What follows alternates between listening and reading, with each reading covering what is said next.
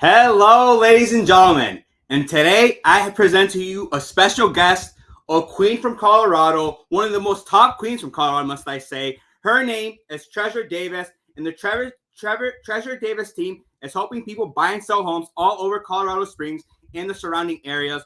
Whether you're looking to sell your condo or purchase a family house near good schools, the Treasure Davis team can offer expertise, professional services with an innovative online approach. Their team of experienced full-time real estate agents are ready to walk you through the process of buying the perfect home or selling your existing house for the best possible price in the shortest amount of time.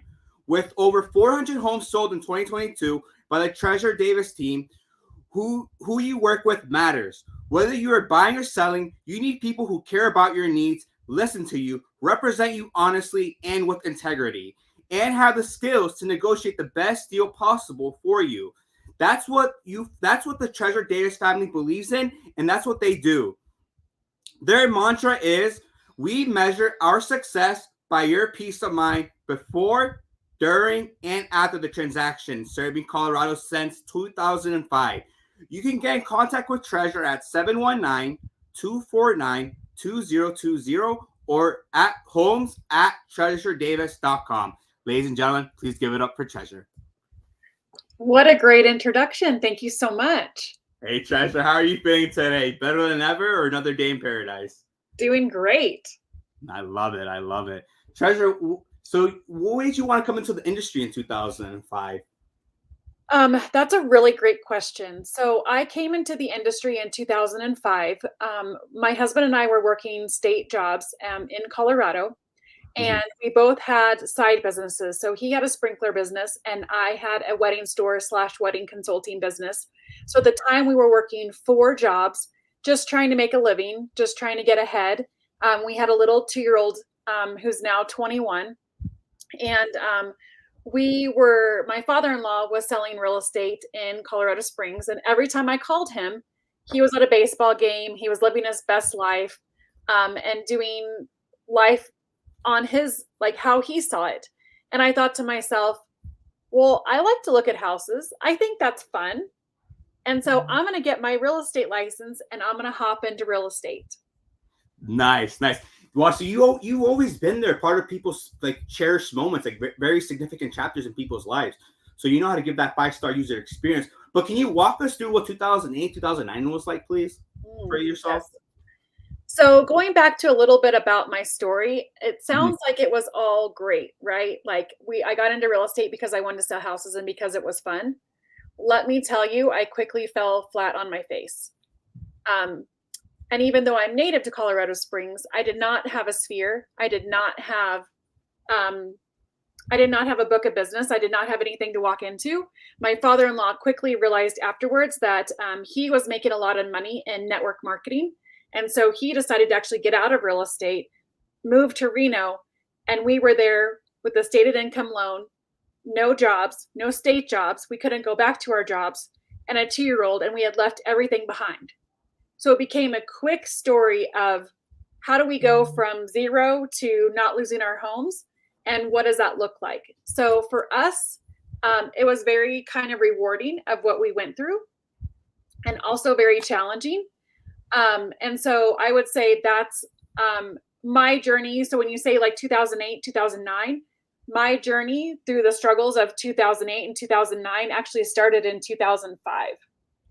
And they lasted all the way through, I would say, 2010, 2011, because I had a lot of challenges that happened during that time. So first, when I got into real estate, I didn't have a sphere. I didn't have a book of business.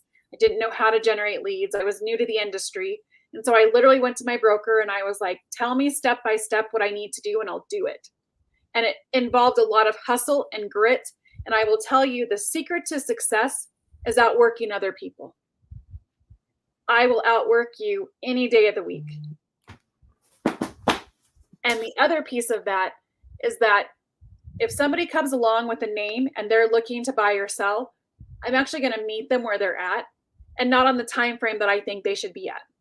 Not everybody can buy in 3 months. Not everybody can buy in 6 months. Some people don't even know the first step to get started to sell or buy at all. Maybe it's 2 years, maybe it's 4 years. Maybe they don't even know that they can have this dream of owning a home. So how do you actually meet people where they're at versus having commission breath and expecting people to, like, a lot of times realtors are like, "Oh my gosh, they ghosted me." It was never about you. It was never about you. It's a great mentality to look at it. Yeah. No, that's spectacular. You know, you Oh, really I'm a little spicy today. So 2005, my struggle started 2005, really hustling. 2008, 2009 happened. We were doing a lot of short sales, a lot of bank owns, a lot of grit behind the scenes to stay in a market and become really relevant. And then fast forward to 2008, my son passed away. And so my team and my community that I had built came alongside of me to really support me and to love me in a time where I didn't know if I wanted to sell real estate. I didn't know what I wanted to do. And so then taking that and turning that around into a legacy to honor my son, to come alongside of my son, and to realize that when we had my son's funeral, my clients showed up for me. I wasn't just a transaction to them. They showed up to love me and support me. And literally to this day, 20 years, February will be 20 years in real estate. And I literally still talk to my very first client. that's And she bought a $78,000 townhome. And it didn't matter because she trusted me. She respected me. She knew that I was new to this. We came alongside each other to support each other. She knew I was going to work hard for her. Now she's moved on to another state, but I'm not a transaction to people. I'm an advisor. I'm a friend. I'm a confidant. And that's what I'm really proud of about this industry. Nah, trust me, Treasure. Just sort of from hearing you, you truly are an advocate, and you give everyone that friends and family treatment. And my condolences on that on your son. I know that was a delicate state for you. But I'm glad you bounced stronger than ever, and you prevailed over adversity. Most people, it's tough for them to stand up, but you championed through, and you really are making noise and building a legacy for yourself. So I applaud you on that. Thank you. And Treasure, if you don't mind though, like after 2010, was that when your eyes opened up and that was your turning point in your career, or what would you say? Like you finally felt like confident, you realized real estate was for you, and you're truly gonna dominate. I really felt it was probably 2011, 2012 when I really felt like, okay, I'm starting to gain some traction, some momentum. I'm doing things the way that I want to do them. I'm taking care of people the way that I want to do it. I'm working hard to work well with my co-op broker. I don't see the other broker on the other side as my enemy. I don't see them as my adversary. I see them as we're all working toward a collective goal. Does that mean that it's perfect? No. Does that mean we advocate for our clients and we do what's best for our clients? Yes. But it also means you don't see them as an enemy. You don't see them as someone who's trying to take you out. We're all working toward the same goal. And I think that that's something that once we really started gaining some traction and feeling like things we were doing were making a difference, and we were making a difference on giving back in our community, I would really say it was 2012. All the meanwhile, in 2010, I had a baby girl. And so I'm juggling the grief of my son and having, a 6-year-old daughter and a new baby in the business, and trying to just figure it all out and trying to make sure that I'm balancing everything.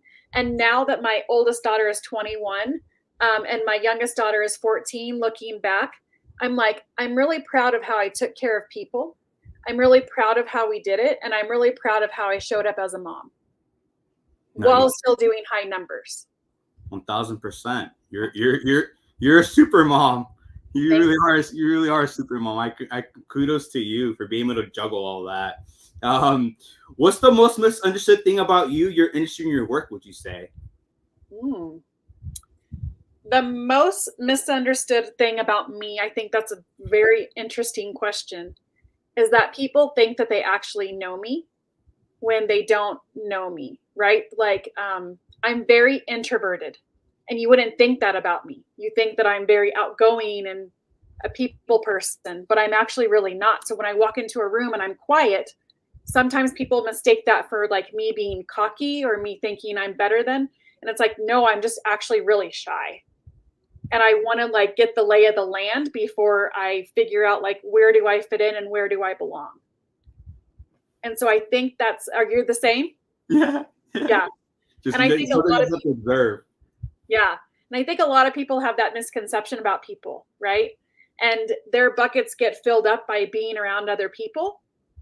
And my bucket gets filled actually on the opposite of like having alone time and having time to reflect and be self-aware. And then, yeah, which isn't always easy. That's really hard. No, not at all. That's a skill. Self-awareness is a skill.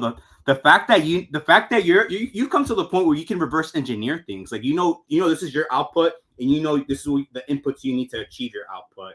No, so you're very clever, Treasure. You're very clever, I would say. Thank you. And then the next thing was about the industry. Mm-hmm. Yeah. I think a big misconception about the industry. First of all, I think a big misconception that consumers don't know is that as real estate professionals, we actually wake up unemployed every day. We have to go out and find business. We have to find people that are looking for us to buy and sell property. And we actually don't get paid until that transaction closes. So we're showing houses for countless hours. We're doing contracts. We're negotiating every piece of it. And sometimes I feel like consumers think finding the house is the easiest part of the transaction. And I tell people that's actually the fun part of the transaction. What you're hiring me for is the minute I start putting pen to paper, right? For lack of better words, like typing it out. You're really paying for that expertise. And so every single day we're interviewing. And we're interviewing for people to look to hire us and to want to work with us. And so I think that's a big misconception that maybe consumers have is how realtors get compensated. A lot of people don't think about that. They don't think about like them working a 9-to-5 job and someone coming to them and saying, thank you so much for all that hard work you put in this month. We would like to request that you give us back $1,000 of that hard work this month, just because we think it would be better over here. In what industry does that happen? Do you ever go to your doctor and say, thank you so much for that hard work you did? We would like to have some of that money compensated back to you. Like when you look at us as professionals, when you're buying a home or selling a home, you do that very few times in your life. When you have to go to court, hopefully you do that very few times in your life, right? Where you have something legally that you need to have an attorney for. When you go to have an attorney for an issue, you don't go find the cheapest attorney you can find. You don't want to go to court with the cheapest attorney you can find. You want to go to court with the best attorney you can find. When you need to have a surgery, or when you have a medical scare, when you have something like that, when you're paying your taxes, you don't want to go to the cheapest person you can find. You want to go to the person that's going to do the best job for you and take care of you because you don't do this every day, right? And I think that as realtors, a misconception that we have of each other is looking at each other like we're competition. We are not each other's competition because who you are and who I am are our individual superpowers. The way we do things is primarily the same, right? There's nuances of things that we do, but there's really no hidden secrets to it. People are going to choose to work with you because of how you show up for them and based off your personality and how it matches with them. That's why they're going to choose to work with you. So when I don't, and this has taken me 20 years, right? Mm-hmm. So when I don't get a listing or when a buyer chooses to work with someone else, I always want to learn what could I have done different? And I ask them. And sometimes I don't want to hear the answer, but yet I do want to learn the answer because then I can get better, right? And so I ask them, what led you to that decision? And then from there, I can make alterations. But when it doesn't work out, it's not the other realtor that's the enemy. It's myself, and the way that I showed up didn't match on par with what they were looking for. And that's an opportunity for me to get better. No, that comes back to self-awareness.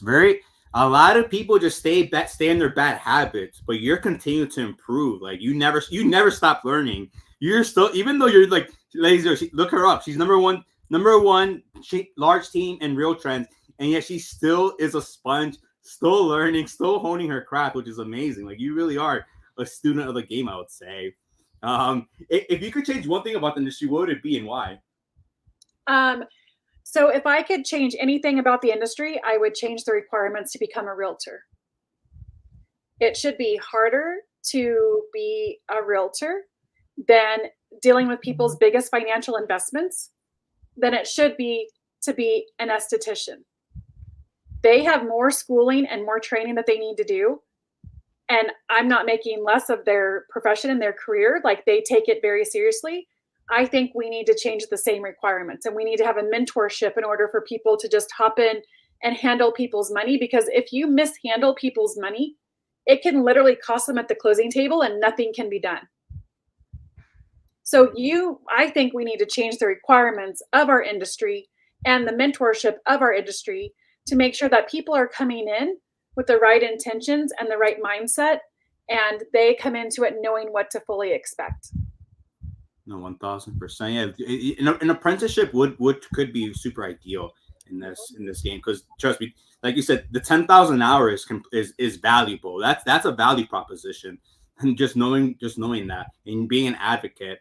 So if a new agent, hypothetically, if a new agent came to you today, what would be your advice to them to maybe have a deal in 3 months, or really just take off in 2025? Would you say? I would say two things. So the first thing is that I would say get a coach, get a mentor, get a network of people around you and hold you accountable to the goals that you set for yourself. That is also one thing that I think in this industry that we lose sight of, and that's actually being coachable.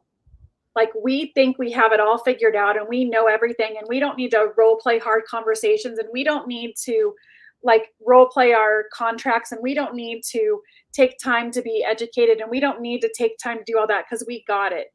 And I'm like, we have the opportunity to make great money. And when you have the opportunity to make great money comes the ability for you to have someone in your corner that can see your blind spots and that can help guide you and nurture you and see the best in you before you even see it in yourself.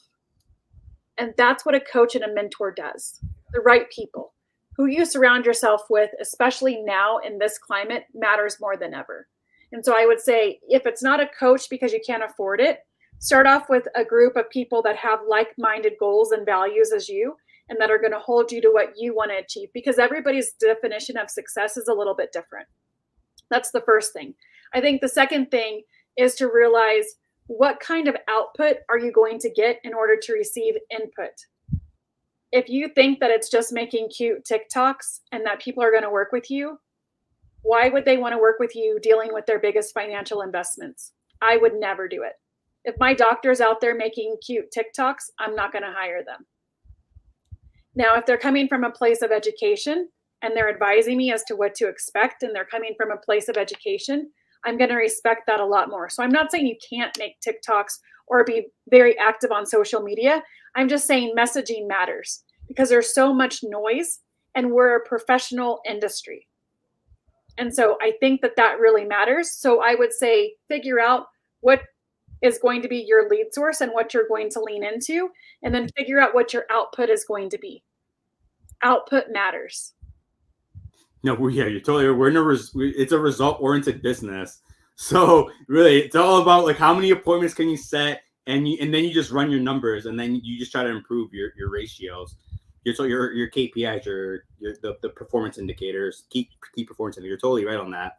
Not sure. You really are a student of the game. You really understand this, and you see it as a long-term game too, I would say. What's the next big thing we should expect in the industry, and how are you contributing to it? Like, how are you seeing what happened in August as an opportunity, not as adversity? Oh gosh, yes. I think that it's a really great opportunity for realtors to show up as professionals, to lean in with education, to make sure that we're letting our clients know everything that we do to support them and help them achieve their goals. And I think that it is a great time for us to show our value and show our worth, and come alongside people where they're at. For us, it was a lot of noise. and kind of the unknowing. And now that it's here, a lot of the things that the lawsuit was based on, we were already doing them anyway, especially in Colorado. So it didn't change a whole lot for us. We changed a few things. Our contracts changed. But we've always had disclosures. We've always done that up front. We've always been making sure that people understand what they're doing. So for us, there were little tweaks that were made. But here's the thing that we know: nothing will ever stay the same. There's always going to be changes, right? And there was nothing that I learned more from COVID than understanding that things can change in a moment's notice, right? And really what it matters is people are moving for reasons. People are moving because something is forcing them to do. People typically don't wake up one day and say, oh my gosh, I think I want to move today. There's something pushing them. Sadly, death, divorce, diplomas, new babies, relocations. There's lots of things having people move, and some of them are happy and some of them are sad. But how do you come alongside people to make sure that they are really well taken care of and you meet them where they're at versus where you think they should be at? No, you bring up a really good point. Yeah, you really put yourself in the consumer's perspective and not yourself, which I appreciate that. You tell you what's happening now is just, and it's more of an intangible skill set. Like how you an intangible skill set, you can't even really measure it. It's whether you got it or you don't. But yeah, if you can provide that value proposition, that really is going to take it to the next leap. And then, how you don't have to answer this, Treasure, but how do you handle criticism or negative feedback about your work if it's ever occurred? How do I handle negative feedback with what? I'm sorry. For criticism, I think you touched on it. You always seek like how can you improve? Correct. I will tell you, from clients, buyers, and sellers, it's coming from a place of seeking to always do better and realizing that there's always a lot to learn. No one knows everything. And the quicker that we learn to kind of check our egos and make it not about us, then the further we're going to get as an industry as a whole. So I think that's really important. I just think that there's so much for us to collaborate with as an industry and come alongside of each other to support each other, instead of trying to beat each other down, and instead of looking at someone's numbers. Like, sometimes people will come up to me and say, oh my gosh, like, you're our competition. And I'm like, that's so, like, I appreciate it. I understand it. I'm not knocking it, but there's so much more to, like, I compete against myself every single day, right? Like, I'm just trying to get 1% better every single day, knowing that I'll never be perfect. I'm so far from perfect, it's not even funny, but that is our competition. Our competition is ourselves. Our competition is, how do we show up for our health, for our family, for our friends, and for our business in a level 10 in all of those areas? And really being true of where you're at in each of those areas, and where's the 1% little hinge that you need to make a difference in. So when people have criticism, yes, it does hurt my feelings. I mean, I'm a human, I'm a person, but it's usually coming from a place of people wanting to focus on what others have. They want to compare my chapter 20 to their chapter 1, right? And that will never win for anybody. When I was brand new in the business, I could not compare myself against my brokers. I could not do it. I was never going to be them and their success and their level of that. I had to just say, today, what am I going to do for my family, and what am I going to do for people that I meet? And how am I going to show up every single day? No, you're totally right. You're totally right. You are a true advocate, I would say. A very strong. You are a shepherd, and you just lead the sheep. Like, you really are just a great advocate. What's the most courageous decision you've made recently, and how did it impact you? I would say the most courageous, it's kind of spicy. The most courageous thing that I did recently was I said to myself that I am no longer available for things or for people that make me feel like shit. I'm no longer available for it. So I'm going to watch what I consume, either digitally, socially, with friends and family, I'm going to watch what I consume, and I'm going to be very mindful of that. Because I think so many people are taking in so much negative content that it's making them feel bad. And so looking at, how does it make you feel when you're done with it? Like, is it a battery? Does it charge you up? Or does it make you feel depleted? And if it makes you feel depleted, set in a boundary to make an adjustment. It doesn't mean cut it out altogether, but it means make an adjustment. If things make you feel good, do more of them. No, you're totally right. You're totally right. No, you have very, I like your perspective. You really are. You really are like very focused and very tuned in on like what can move the needle for yourself. I would say. What's the story behind your most memorable success or failure that sticks with you? I've had a lot of success and I've had an equal amount of failure. But every time I have a failure, I dust off my knees and I get back up and I'm like, what did I learn from that? And when I have a win, no matter how small of a win, how do I celebrate that? How do I celebrate that, to other people, they're like, well, I only do luxury clients. I only work with this price point, right? Good for them. That's great. I want to meet people where they're at. And sometimes it's a high price point and sometimes it's a low price point. But I will tell you that getting someone into a home that didn't think they could ever qualify for a home and having them close and realize that they're going to have stability in their lives and they could literally be changing the trajectory of their entire family is one of the most rewarding things that you can ever do in your life. And I would say that one of my biggest failures has all stemmed from ego. Failures stem from ego.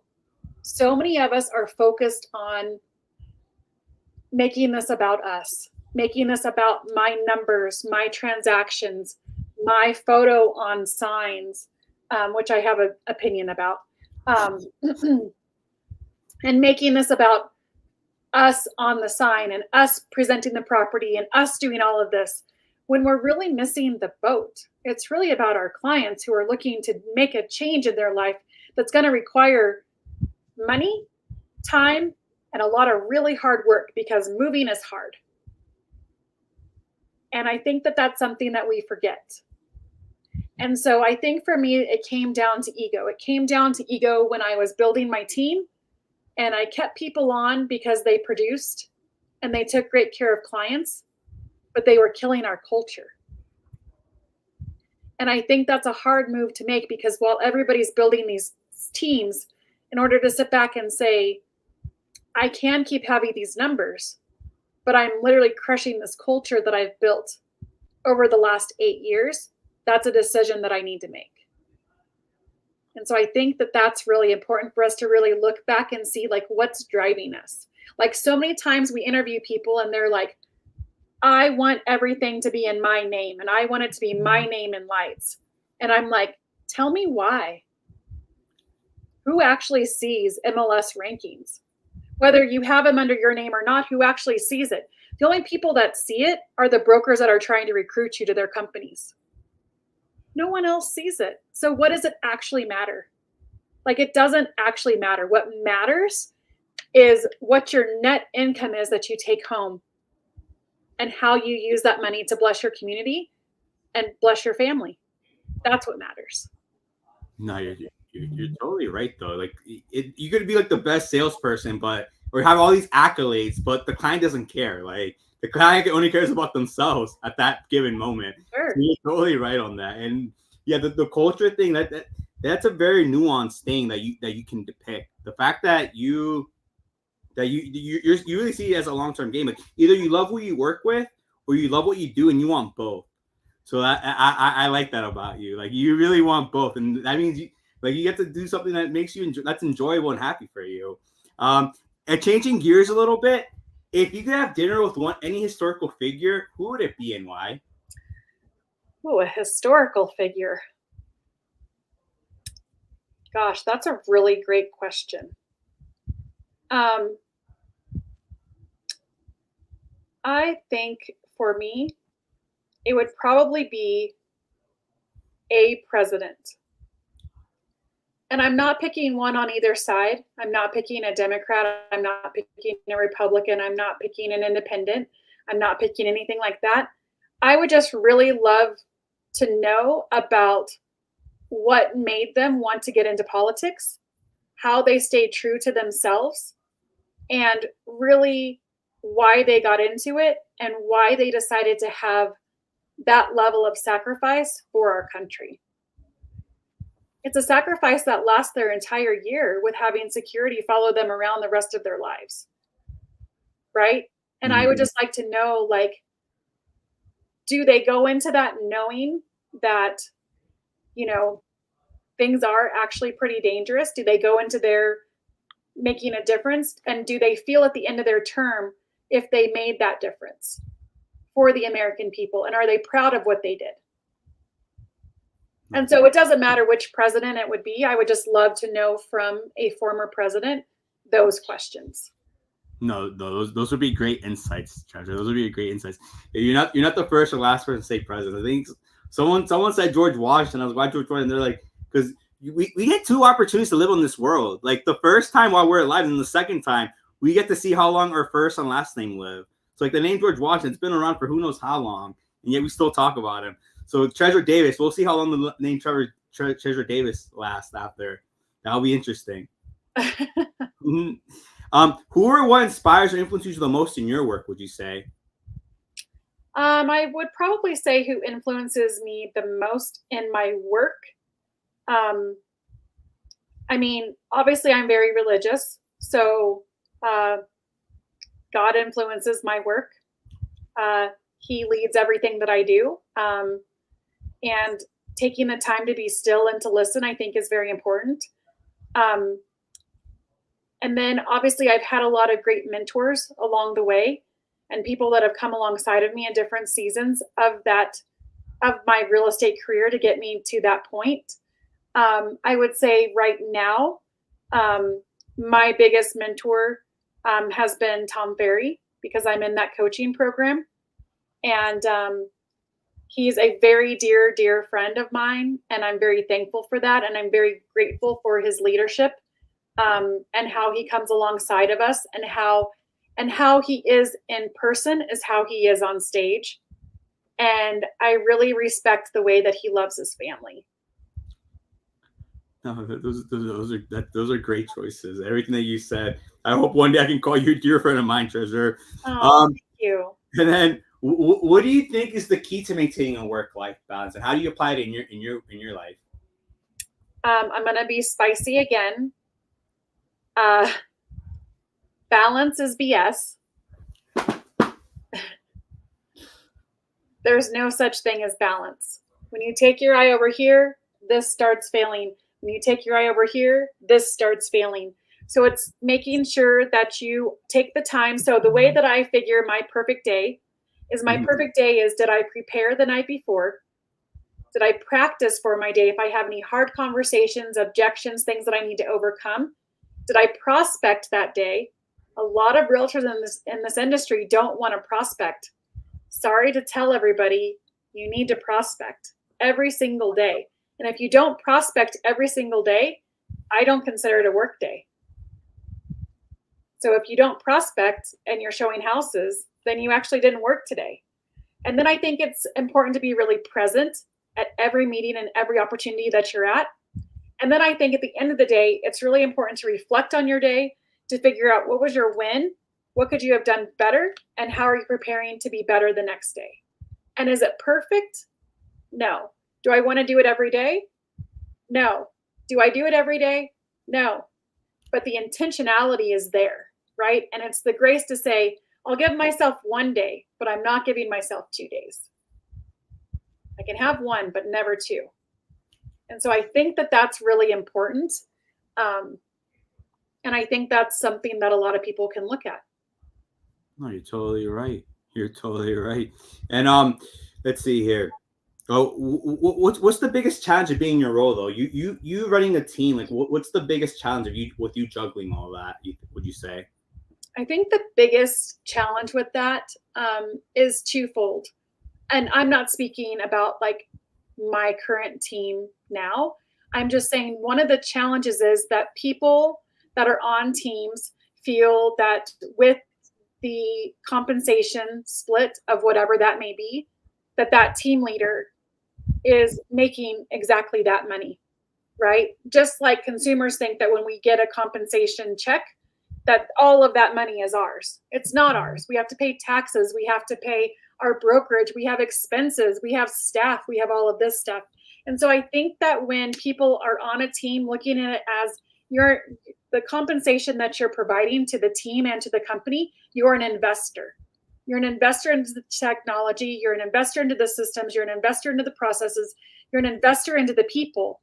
And that's what your money is going toward. Right? And so if you look at the profitability of a lot of teams, that's why a lot of teams are still, they have other side things going, or the team lead is still in production, because that's where they get their compensation, their profitability from to run their own households. So I think that's probably a big misconception that people have about teams. I think the other thing is that as teams, I don't think that we set the right expectations of what we need to be providing to the team. And I think it's a struggle to meet people where they're at because everybody's so different.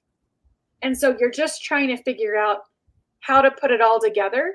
And that's why I say like balance is BS, because like sometimes it's going to be better. Sometimes that's why everything matters by how you block it, how you time block it. And like Tom Ferry says, you don't have a time management problem, you have a prioritization problem. You're not prioritizing to say, I'm going to have a date with my spouse, my significant other, my best friend. I'm going to put that on the calendar every week, every 2 weeks. I'm going to take a minute today to tell 5 people how I feel about them. And just tell them I love them, even if it's in a quick text. Because what you focus on expands. No, you're totally right. Those little things do add up, though. Like they compound over time, and like sure. So like the universe is listening to you. What's the biggest lesson you've learned so far in your career? I've learned that when you don't stay true to yourself, it comes at a cost. And so in everything you do, always stay true to yourself and stay true into your belief system. And never let that go to the wayside. And really focusing on what really does matter, right? And at the beginning of your year that you were born, at the end of your life, the only thing that signifies your life is the dash, right? We've all heard that. Like, what do you want your dash to be made of? Right? And what compounding moments do you want people to remember you about? And what's really important? Like for me, my girls are everything. I've already experienced the loss of a child. I know what it's like to lose a child. I don't wish anybody to ever lose a child. But then it makes you look at things a little bit differently. And then you focus on things a little bit differently. And you just really want to come alongside the people that matter the most to you. You're totally right. You're totally right, Treasure. You are a champion. I would say that you truly are a champion. Thank you. And although you're already at the top, but like, what are your goals with your team for these next 5 to 10 years? Like, what are your goals for these next 5 to 10 years? Because you're already number 1 on Real Trends. So like, what's next for you, Treasure? You know, it's the accolades are great. The awards are great. It just goes into, you know, the numbers are great. What I'm really the most proud of is over 900 5-star Google reviews that came from our clients. The way our clients use us time and time again. Like I have clients that I've worked with that were going on, like we're counting transactions on 2 hands over the years. I'm proud of that, right? And so for me, it's doing what I love with those I love, for those I love, and really staying true to that.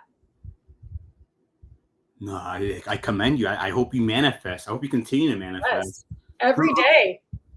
Even when I feel like, like the other day, Tom Ferry was like, something happened and, you feel like you get punched in the face. I'm like, sometimes it's the face, sometimes it's the throat, sometimes I've been sucker punched.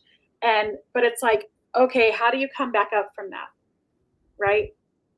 And who do you surround yourself with that's going to, like, have you all seen that basketball meme where the guy misses a shot and his head is down and his friend comes along and lifts his head up?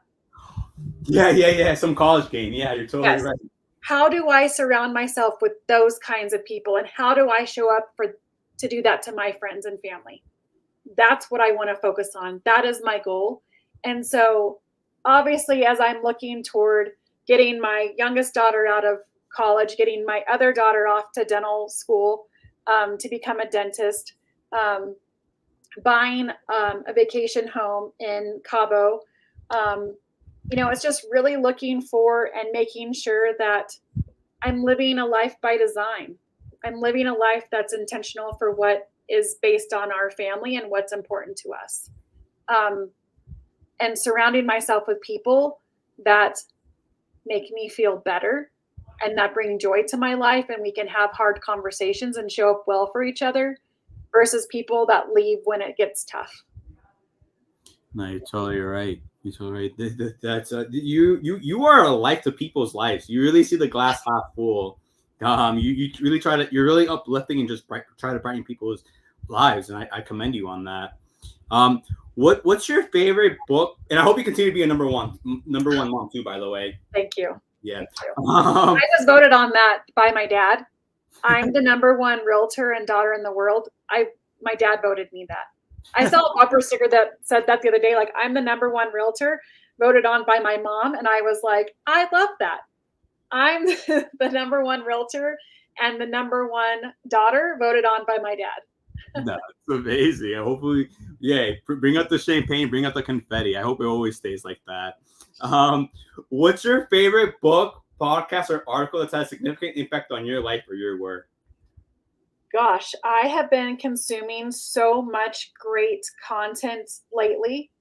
I think that one of the best things that um, there's been so much. So there's a book by my pastor, Craig Groeschel, that's called Think Ahead. I think that that's a really great book. There's also another book called The View from the Rocking Chair. That's a really great book.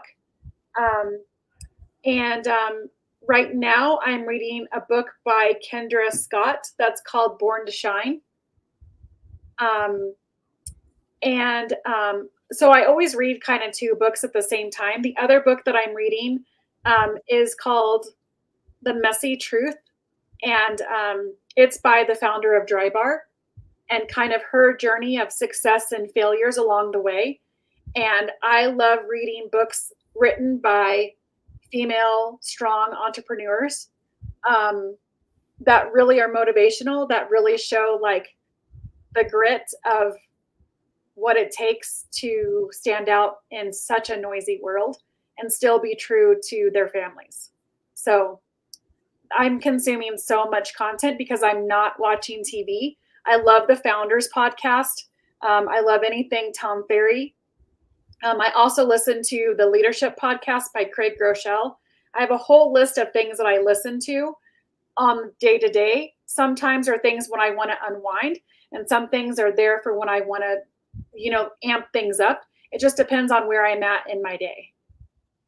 No, it makes total sense. No, you truly are knowledgeable, and you can even though you're like super knowledgeable, you continue to seek knowledge, which is like very impressive. Like you just continuously, like, it's gonna compound for you. Like, kudos to you again. You really, ladies and gentlemen, pick up everything that she said. Pick it up. Literally, you want to be successful. What's one piece of advice you wish you had received early in your career? What would you say? One piece of advice that I wish that I had received earlier is that we need to run our business like a business. We need to be having a P&L. We need to be having a budget. We need to be checking our books. We need to be making sure that we're saving for taxes, because the tax rate as an entrepreneur is very high. And so I think we need to be looking at that as a business, not as I think looking at houses is fun. I got my license. We'll kind of see where it goes. I think looking at it and building an actual business plan like you would to get any kind of SBA loan is very important. And so I wish I had done that sooner. My husband is very financially frugal, so that piece worked out for us. But I think I wish I would have taken the time to understand it a little bit more and a little bit sooner. Yeah, of course. Yeah, I mean, yeah, totally right. Just have you ever been like driving or watching TV or like on your phone and be like, maybe if I wasn't real estate, I'd be doing this. What would it be another dream career that you would like to have done if it wasn't real estate? So I actually got my nursing degree. And so I was going to be a nurse, and then I decided that nursing wasn't for me. God bless the nurses. They work really hard. And I decided that that career wasn't for me. Working in a teaching hospital is very different than working in, a regular facility. And then I went to work for a dental office, and I loved that. So I think that I probably would have been something in the medical field, either like in the medical field or in the dental field, like a doctor or a dentist or something like that. So it's pretty remarkable to have watched my daughter do her own journey of what she wanted to accomplish with her biology degree and decide to go into dental. Because the world is her oyster. She could have done anything. And so it's pretty fun to watch her do that. And I did for what has to show, where her dreams and goals take her. And I'm pretty excited about that. Like that's been one of the best things about having a team as well, has been watching my team achieve their goals. It's so rewarding for me. No, I believe it. You're helping families with their leaving generational wealth for generations to come, and then you're hoping human beings change the whole trajectories of life. You are positive for society. I would say super positive for society. So continue what you're doing, Treasure. And I got two more questions for you. So when I'm really old, I'm actually going to rewatch this. Like when I'm talking like 80 years old. So what's a timeless piece of advice you can leave with me that can make me smile, or a good cliche or something I can look back at? Thank you for. I would say I would read the book Die with Zero. And I would look at the book Die with Zero and the view from the rocking chair. And I would make sure that while you're young, you're focused on the things that are important, right? And you're looking at who do you want surrounding you on your last days and your last moments? And what do you feel is your legacy to leave? Because we're all here for a reason. What is it? And if people don't know, and it changes in different seasons, I would say lean in and know what that purpose is in the changing seasons. Surround yourself with people that believe in you, even when you don't believe in yourself, and love people as well as you can while still showing grace to know that you're not perfect and you'll never be perfect.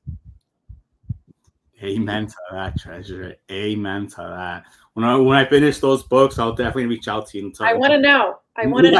I know. It's going to be like an epiphany. It will be like an epiphany. And that's so funny. My last question is, you brought it up, but my last question to you is, what legacy do you want to leave behind when it's all said and done?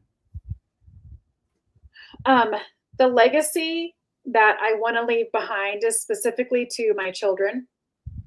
And I want my children to know that they were my greatest accomplishment and that everything I did was for them. And that at the end of the day, like me being chosen to be their mom, because I really do believe that my girls chose my husband and I to be their parents. I just believe that. And I just want them to know that everything that I did was for them, and that I am now and forever their biggest fan. And they're literally my greatest accomplishment.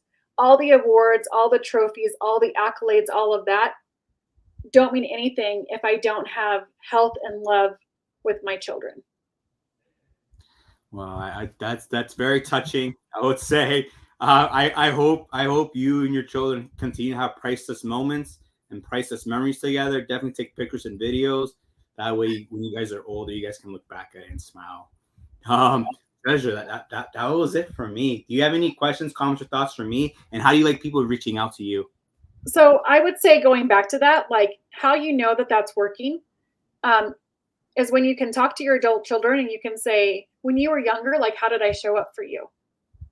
What, like, having those hard conversations with your children and giving them the permission to be authentic with you and truthful with you is important. And this year we were able to take a 2-week trip to Europe for my daughter graduating college, and I did not take my phone. And business and life still continued. Like, no one, like, if you choose to do that, like, you can do that, right? Like, and you can make it happen. And so for me, that was the ultimate flex, to be like, I'm going to spend 2 weeks being absolutely 100% present in this beautiful country that we're in, experiencing everything that they have to offer culturally, looking at their diversity, soaking it all in, while being with my husband and my girls and having a great time. And so I think for people realizing, like, it's okay to put your phone down, and it's okay to walk away from it, and it's okay to live a life away from that. And it's okay to not post every moment on social media. And it's okay to not make everything about that, right? So I think for me, that's the biggest thing that I would encourage people to do, is like, leave your phone a little bit. Life does go on and things do move forward, and it will make you feel a lot better. I read something that said that we touch our phones 2,600 times in a day. Like, I'm going to leave that a little bit. I'm going to cut it down to 2,000 times a day, right? And then I'm going to cut it down to 1,800 times a day, right? It's never going to be at zero, but, well, it can be with intention behind it and planning behind it and doing all that to leave your phone. But, like, how do you cut it down to actually be present? Because if I was on my phone with you doing this the whole time, you would think, what a waste of a time for a podcast. I booked this time. I scheduled this time. I'm prepared. I'm in a suit and tie for this time. And you can't even give me to actually be present in our actual conversation. We do that with each other at dinner. We do that with our friends and our families. And you never know when it's the last time. You never know. Truer words not spoken enough about. I'm not kidding you. You really, I'm not kidding you. Like, you really never know. Like, I'm not kidding you. You really never know. It's the craziest thing. Imagine people. Like, you cherish, everybody listens, cherish the moments with your loved ones, because you just never know.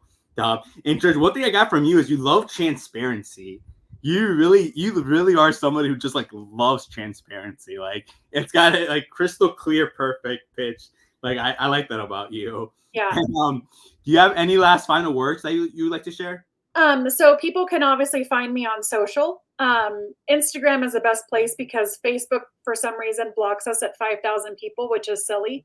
At Treasure Davis Realtor is where they can find me on Instagram. If you follow me, I'd love to follow you back.